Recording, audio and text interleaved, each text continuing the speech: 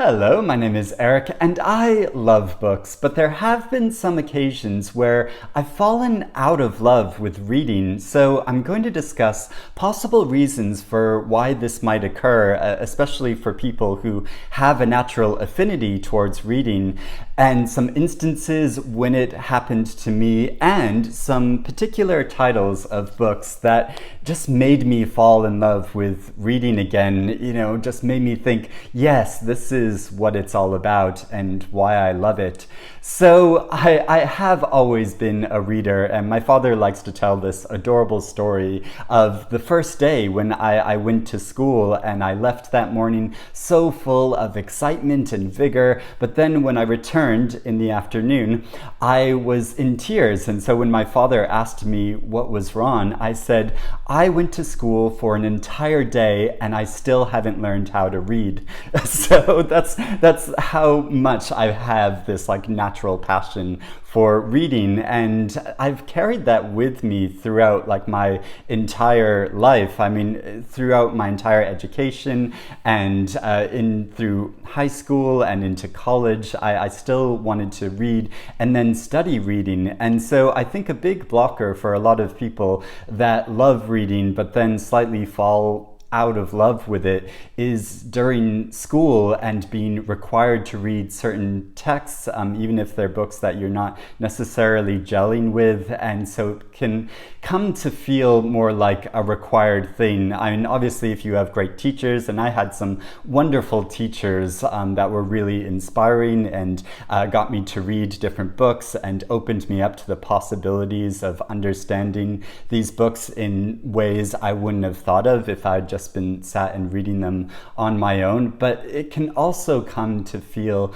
a bit like a burden. And so when I first went to university and in my undergraduate years, I did start to feel like oh, this is more a requirement. I'm doing this because I have to, rather than just loving it.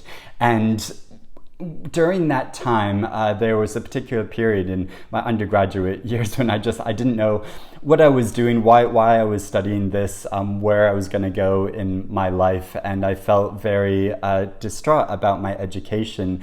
And so I just wandered into the library one day in the basement and randomly picked up a copy of Virginia Woolf's The Waves and started reading it, and just became absolutely enraptured with this story and these characters and this mood and setting and the language of this novel, which brought this whole period of life and feeling of these characters alive. And it's written in a highly poetic way, which at first is slightly off-putting or can feel like all a bit samey in how she writes these, because there are 6 main characters. There is a 7th character as well in the middle, but we don't get that character's voice, and she imitates this kind of subconscious speech of theirs. It's not necessarily what they're consciously thinking, but more the language that they're experiencing the world's through, that their bodies and minds are experiencing the worlds through, which sounds very pretentious, but how she writes this book is so beautiful, and the more I've read it, the more I've got out of it. And so when I was sat in that library and reading this very intensely, I was completely glued to this story and loved how she was expressing the world and the inner lives of these characters in such a unique and powerful way, which I'd never come across before. And as I talk about a lot, since this is my favorite novel of all time, I've reread this so many times, both just sat reading the text version of it, but also now that I'm living in London and I'll frequently travel throughout the city, I'm either walking or traveling on a bus and listening to the audiobook of this novel, and it just brings it alive to me in such a different way of experiencing the lives of these characters. And there is this beautiful scene when they go to, a particular character goes to London, but also, yeah, looking at the city around me and all the people's lives around me, and thinking how, their inner lives are relating to their outer lives, and how we all have this experience of consciousness moving throughout the world. The way that Virginia Woolf expresses this is so incredible and beautiful. And so, yeah, this is a novel which really struck me and stayed with me. So then after I finished university, and I moved to London, and I was living here for a while, and I was starting to work, and had quite a monotonous job that I didn't find very inspiring, and what felt a bit distraught and wasn't really sure what I was doing with my life again. I mean, this happens to a lot of us throughout our lives. And so I just started reading again, and also keeping a journal of what I was reading. So this is kind of what inspired me to make this video today, because I came across this old notebook of mine in which I was taking notes on the different books I was reading. So, I mean, before I started a book blog or started this YouTube channel, I was taking all these notes about the different books I was reading, like Dinner at the Homesick Restaurant by Anne Tyler, and Under the Net, Iris Murdoch's first novel, and The God of Small Things by Arundhati Roy, and The Winshaw Legacy, or What a Card Up by Jonathan Coe. And so, yeah, I would just write out all my thoughts and feelings about these books, any quotes that I found particularly inspiring or really struck me, and yeah, my reflections and thoughts about all of them. So I would really encourage you to keep a notebook of what you're reading, even though it can feel like a bit of a chore or slightly laborious at the time to stop and take the time to write about what you've just read. It can be so useful in processing your thoughts about it and feelings about it, but also then having a record of your reaction to this book, because this can happen so often when we're reading. If you're reading something, even if you absolutely love it, then time goes by, and it can be months or years, and suddenly you can't recall the details of that book anymore. And so, yeah, keeping a notebook like this, or starting a blog, or starting a YouTube channel like I did, yeah, it can really help you understand the text a bit more in an engaging way. So one of the books that I came across during this time of real intense reading and falling in love with reading again was, let me just see if I can find the page. Here it is, the Unconsoled by Ishiguro. And when I read this novel, I was completely blown away by it, the way it follows the story of Mr. Ryder, this very esteemed musician, and following him throughout this kind of surreal day. The novel has a kind of dreamlike structure as it moves through his present time, but also his memories and people he's encountered in the past. The novel isn't necessarily linear. It goes backwards and forwards in time, and it discusses a lot about the gap between his intention and his actions. And this is something that I feel all the time. I can think about how I want something to go, or plan something out, and really try to intensely make this happen. But then when I try to put it into action, things can kind of fall apart due to circumstances, or the plan I made, isn't necessarily how it should have gone. And so, yeah, I just loved how this novel expressed that, and it really it connected with me at that time in my life when I had all these ideas and thoughts and plans about what I wanted to do in my life, but then they wouldn't necessarily work out. And I loved how this novel expressed this, but also the imaginative way that Ishiguro creates the world of this character, which is something that can only be done in fiction. I mean, it could be done in film or TV a bit, but you can't have this constant switch between the past and the present and projections into the future in the way that you can in fiction, which can occur multiple times on a single page, and but still all make sense and really come together and reflects the way that life is as it is lived. Now, another book that I wrote about during this time that really struck me, I was going through a bit of an Iris Murdoch Murdoch phase. And so I also read her novel, The Sea, which is one of her most famous novels. It won the Booker Prize, and my husband bought this first edition of the novel for me for my birthday one year. It is so beautiful, isn't it? Really gorgeous old copy.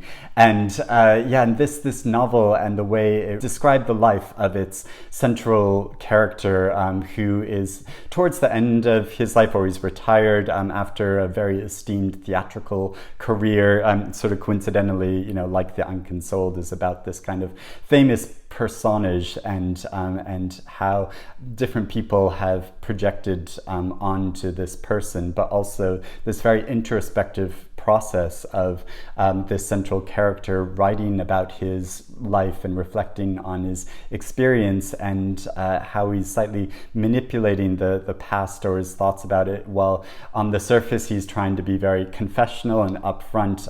There are ways that in the process of recalling our memories and our past, that we can reprocess it, and not necessarily consciously, but just as a way of like recasting it and giving a different understanding of our personal history. And so he's not an entirely good or trustworthy character in a lot of ways, but he's absolutely fascinating in the way he's viewing life and experience and intentions in our life, and how those can come to a very different conclusion than what we expected. And so this was another book that just absolutely struck me in both in how it describes an artist's life, someone that is trying to express themselves artistically, but then the messiness of life, and how that can interrupt our experience and our intentions of what we want to create. And so I found this like such a moving and striking experience reading this novel.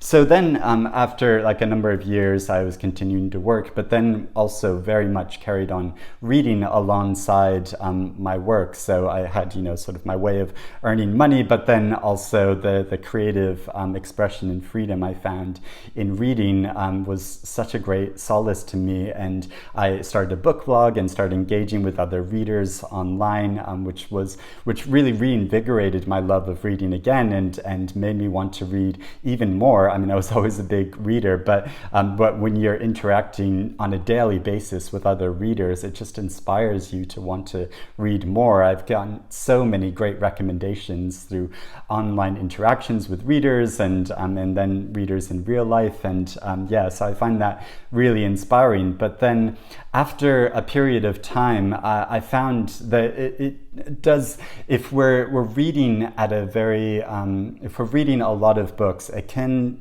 slightly start to feel like a mechanical process at some point. And I'm sure you understand what I'm saying, that you're sort of like picking one book after the other, and you start to wonder sometimes as a reader, like, why am I doing this? What am I really getting out of this? And what is the point of this? And so I did get to that at some points, and I was just feel like I was reading book after book, and there was a lot of books I'd admired and appreciated in different ways, but that just didn't strike me as books that I loved and felt that were really moving me and changing me. But then I read Mrs. Engels by Gavin McCrea, and this novel, which looks at this historical figure who not much is known about her. She was the partner of Frederick Engels, the great philosopher, and it roots you in the experience of her life in such a striking way that made me really review history and my understanding of history and political thought and changes, but also brought her life together in such a moving and detailed way that I was just completely enveloped in her world and her point of view, and I also connected so strongly with the sensibility of this narrative and this character, that I felt so close to this individual who is really so wildly different from myself. And I think that is, the absolute power of fiction, that it can connect us with these people whose lives are so foreign to our own, but who we can have these really strong emotional connections with on the page. And so this is a book that did that for me, and I just absolutely fell in love with it, and it made me